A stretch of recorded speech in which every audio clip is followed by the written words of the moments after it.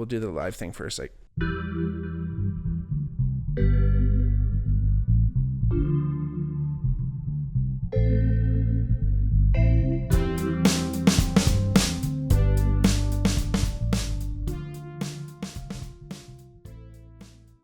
hey everybody, welcome back to the Bigmark podcast. It's me, your host, Bigmark. If it's your first time watching, welcome. If not, welcome back. Like I always say, if you ever want to reach out to the podcast for whatever reason, hit us up in the comments, hit us up in the DMs on the Bigmark podcast or at the Bigmark pod, whether it's on Twitter or Instagram, wherever you're looking. You can join us here on the podcast. It's how most of our guests have reached out, and I always want everyone to join us here, but I never know who sometimes. So hit us up, join us here, be a great guest, and we'll keep things rocking. You're doing the best thing you can possibly do right now is listening and watching right now. You're supporting us here at the Bigmark podcast, but if you want to go that extra mile, make sure you like and subscribe to the channel if you're watching on YouTube, or hit us up in the comments. Like I said before, I want to see y'all interact as well, because I do always hope that the Bigmark podcast fandom, or whatever you guys are called, I think I've told you this before, I've never really named the fandom. But if there is one, anyway, all y'all who are listening right now, that's the best way you guys can possibly support us here is engaging. And I'm hoping you all are coming from different areas because of all the different varying topics, and somehow that community can grow and be multifaceted and multidimensional and learn some things from each other as well. So thank you for doing that. And that's, like I said, that's the best way you can possibly support us. If you want to go the extra mile, check out our Patreon, patreon.com/thebigmarkpod, and you can check out a few different ways to support us there. Really excited about today's episode again, as always. But this one was a really interesting episode because it was actually kind of weird to research a little bit, just because the man's a bit of a mystery, and I think he likes it that way, and quite frankly, so do I. But we're going to be talking about the UK streamer Gymskin. Honestly, there's not too much known about this guy. His name is Jack. I'm pretty sure that's it, but who knows? And he is a UK streamer. He's got music. He's like a fitness kind of guy.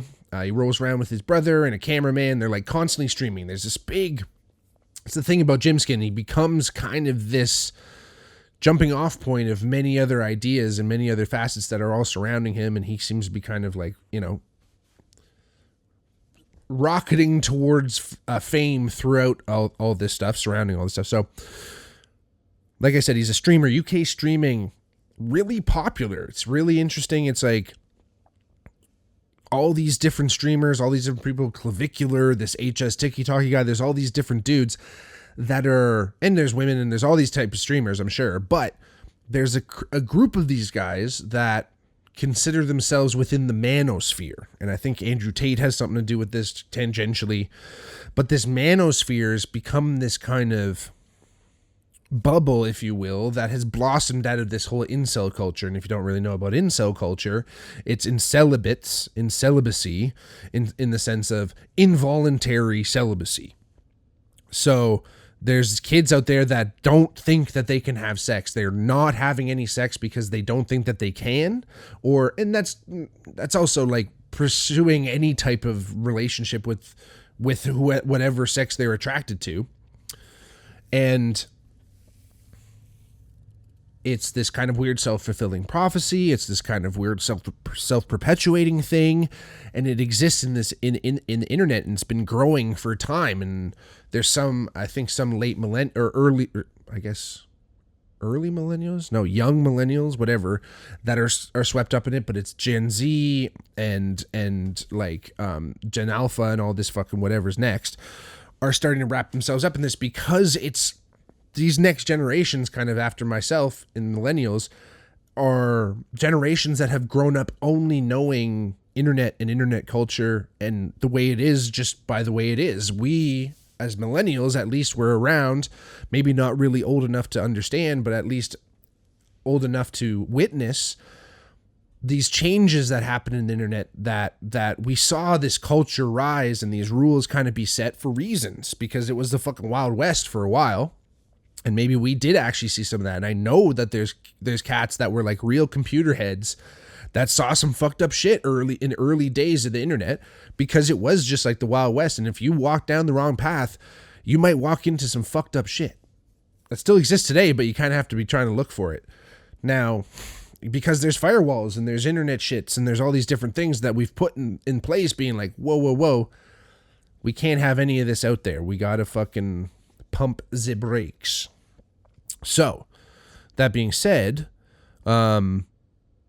this whole manosphere kind of thing has kind of bubbled out of this like incel culture in the sense of it's like a hyper masculine, hyper manly, hyper masculine subject matter that is kind of being pushed by fitness dudes, like basically models, and they're reinventing all these rules and kind of telling these kids how to live and how to be a man and all this stuff. And it's like workout. Okay, cool. Maybe we're onto something here. Fitness is important. But then it's like, you know, fuck all this shit. Like the whole left is like, it's almost like ultra right, but yet just nihilistic almost. It's not even really, you can't even say it's super left or right. Again, like this look maxing and stuff. It's just these concepts that are so wild and that I feel like I'm fucking out of my depth in as well. But this whole idea where it's very materialistic and it's very superficial, and it's this idea that, hey, but what's happening is that there's a lot of people buying into this thing, but at the same time, it's also feeding back into this incel culture where there's probably kids looking at this going, no chance I'm ever going to look like these cats, and this, that, and the third. And again, it's kind of interesting, you know, the internet has kind of become today's Coliseum in so many ways. It is the place where people go to see blood and gore and people win and lose and triumph and be defeated over and over. And that is, I mean, you can look at it many ways, but, you know, if you give the people, you know, the Coliseum and bread, they're going to be happy. As long as they're fed and they're watching something that's distracting, they'll be happy, and you get to do whatever you want. As well, that's more from the government and democracy's perspective. But again, like I said before, you know, this kind of culture, this manosphere culture, this strength culture, if you will, is kind of moving from underground gyms and all these dark places to these live stream platforms. And as I had mentioned, you know, a lot of these guys live in the fucking gym, and these guys are fucking meatheads, unfortunately, and they may or may not be on performance-enhancing drugs that, I'm not saying steroids make you a meathead,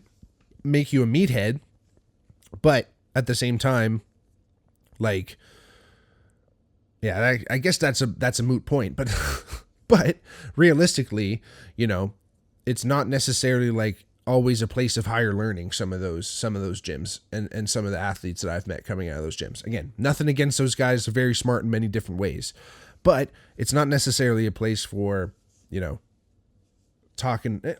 It's a locker room. Do I need to say more? Unfortunately, do I need to say more?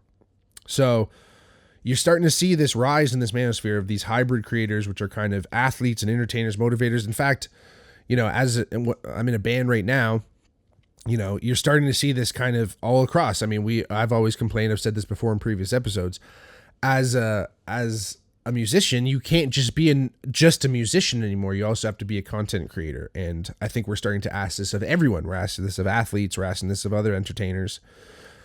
And then we're also expecting them to be motivators. And I think that a lot of these dudes in this manosphere and these streamers take these things because they see that people need motivation. They see a way, maybe there is a way to get people up off the fucking couch, go outside, do some shit.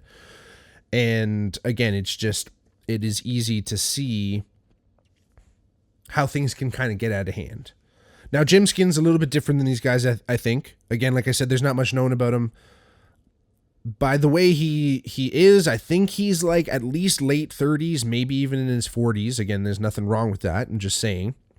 But there's like shit, like, because another thing too is there's like this Kick, whatever platform, that's like a British thing, I think. But they like clip all these streamers and then they repost them and they make money off it. So there's like lots of money on the table here. But this Kick always has like these super irrelevant captions under their posts, and one of them is like the 22-year-old streamer or 23-year-old. They keep saying he's young, but there's no way he's that, like, he can't be that young. He loves Madonna too much to be that young.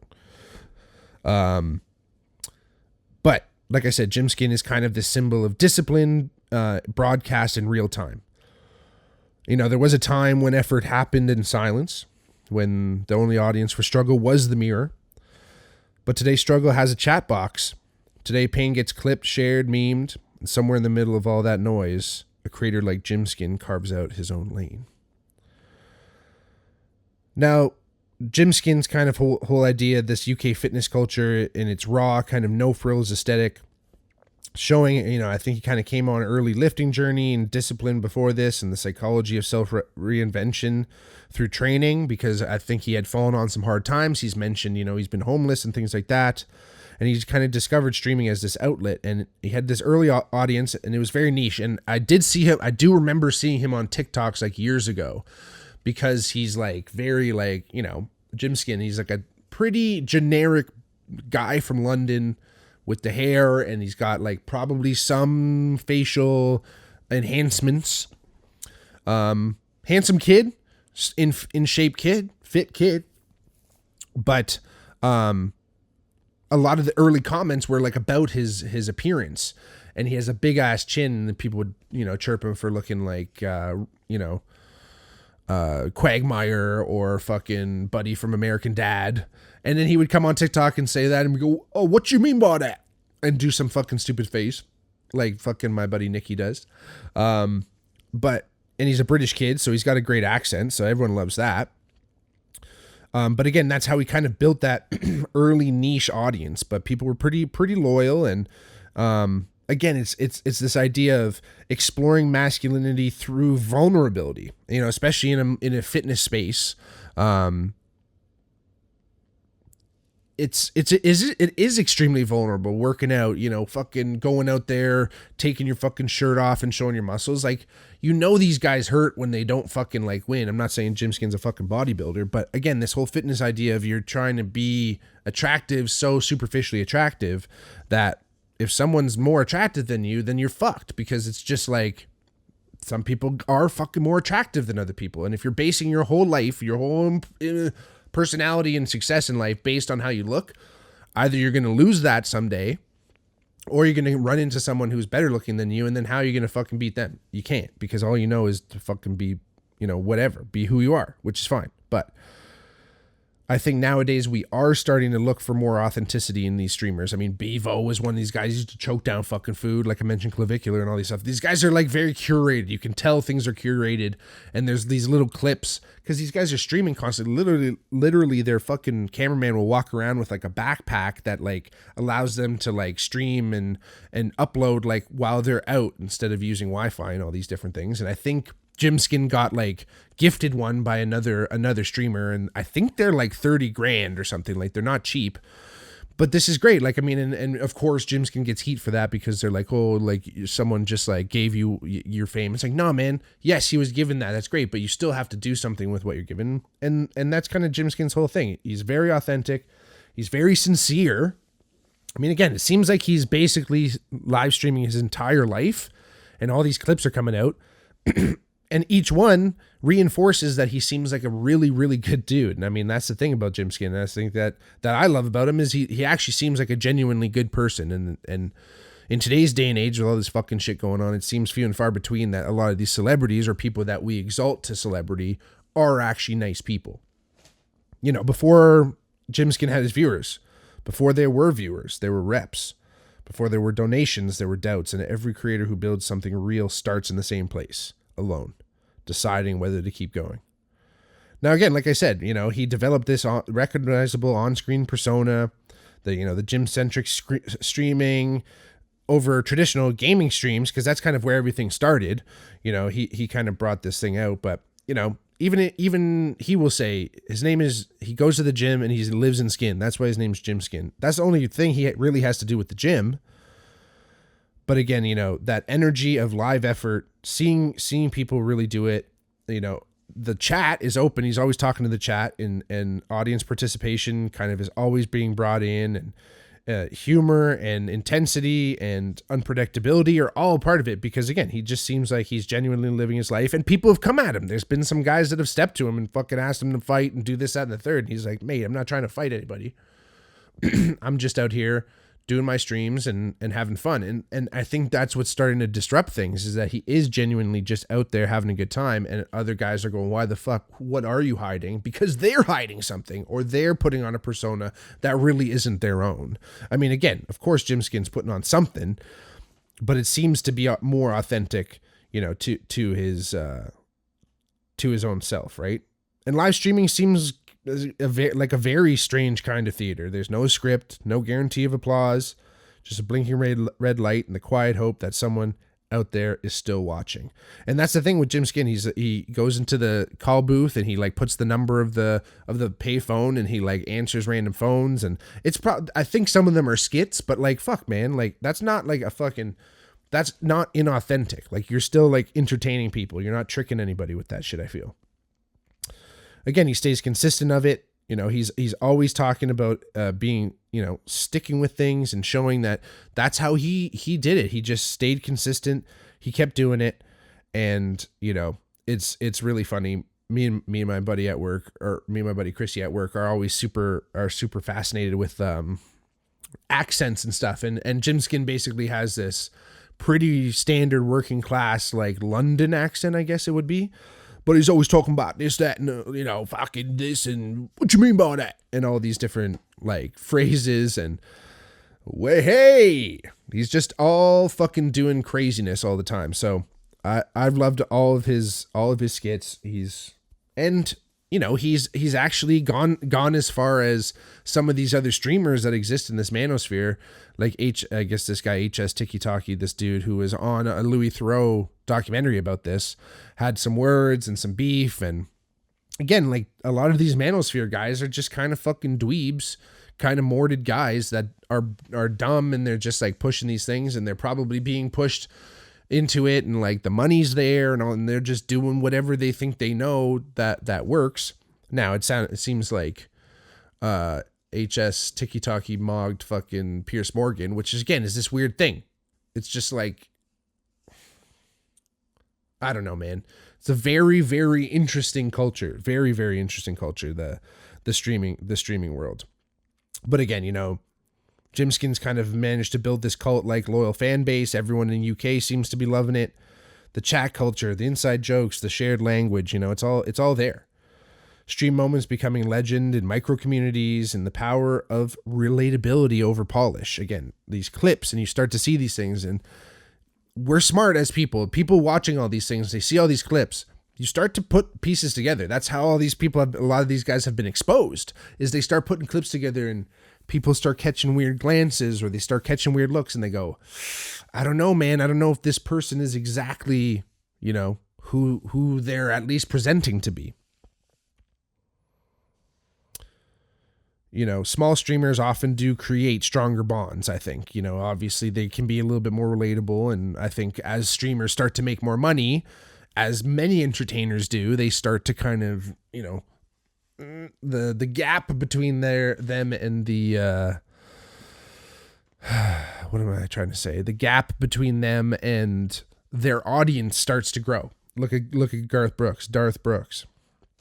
And again, we're almost witnessing internet folklore in, you know, being built in real time. No one even really knows where this guy came from. He just pops up. People start talking about him.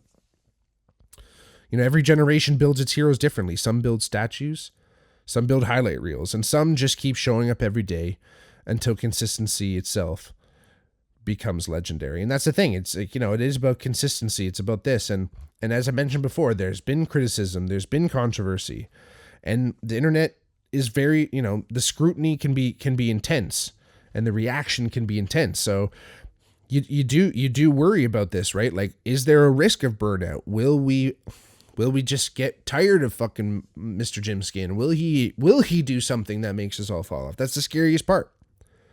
Because fame used to arrive like a spotlight, and now it creeps in like static, slowly filling every quiet space until you can't remember what silence sounded like. Who knows where this is going to go? Who knows how these hybrid entertainers are going to keep going? But it seems like Gymskin's part of this broader shift, moving towards more authenticity and truly solidifying authenticity as the last real currency online. I think in the end, maybe the stream never really ends. The camera never shuts off. The chat may go quiet, but somewhere, someone who watched decides to do one more set. And maybe that's the real legacy, not the clips, not the numbers, just the quiet ripple of effort moving outward long after the signal fades. So thank you, Mr. Gymskin, whatever your real name is. If this gets to you, I hope it does. Fucking drop the shoulder for me, mate. You know, he's a kid who put Madonna Get Into the Groove back in the charts. And if you can do that, I think you're worthy of anyone's time. Anyway, thank y'all. Thank y'all for watching. Now, get out there. Go find some Gymskin clips. Let me know what you think. If you've never heard of him, go check him out right now. The kid's fucking great. And he actually is a musician, too. He's made some pretty banging house jams. So, check it out. Listen to it. Let me know. Love y'all. Peace.